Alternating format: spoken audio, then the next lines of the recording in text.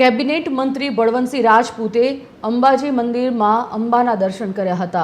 બળવંતસિંહ રાજપૂત આજે અંબાજી મંદિર દર્શન માટે પહોંચ્યા। દર્શન બાદ બળવંતસિંહ રાજપૂતે અંબાજી મંદિરના વિકાસના કામોની ચકાસણી કરી। બનાસકાંઠાના કલેક્ટર અને એસપી જોડે રહી અને મંદિર પરિસરમાં વિકાસના કામની સમજૂતી લીધી। બળવંતસિંહ રાજપૂતે અંબાજી મંદિરમાં ડેટા સેન્ટરનું ઉદ્ઘાટન કર્યું। મંદિરમાં આવતું ડોનેશન, પ્રસાદ, સાડી કેન્દ્ર, ધાર્મિક સાહિત્ય કેન્દ્રનું ડિજિટલાઇઝેશન કરવામાં આવ્યું હતું અને અદ્યતન ટેકનોલોજીનો ઉપયોગ કરીને ડેટા સેન્ટર ખોલવામાં આવ્યું। આ ડેટા સેન્ટરમાં મેન્યુઅલ પાવતી સહિતના કામો હવે ઓટોમેટિક ઓનલાઈન થશે।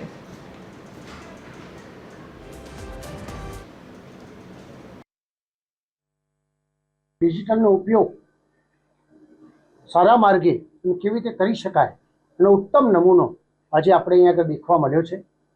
અહીંયા આગળ લોકો પ્રસાદથી માંડીને કોઈ પણ દાન આપવું હશે તો બધું ઓનલાઈન અહીંયા આગળ કરી શકશે। હવન પણ બુક કરાવી શકશે અને આવનાર સમયમાં કદાચ મેં સૂચન બી કર્યું છે કલેક્ટરશ્રીને કે ભાઈ આવું કંઈક થઈ શકે તો એક સરસ આરતી અત્યારે જે બહારથી દેખાય છે એ આવનાર સમયમાં આપણે બધા સવારે ઉઠીને આરતી પણ માતાજીના દર્શન થઈ શકે એવી વ્યવસ્થા થવાની છે।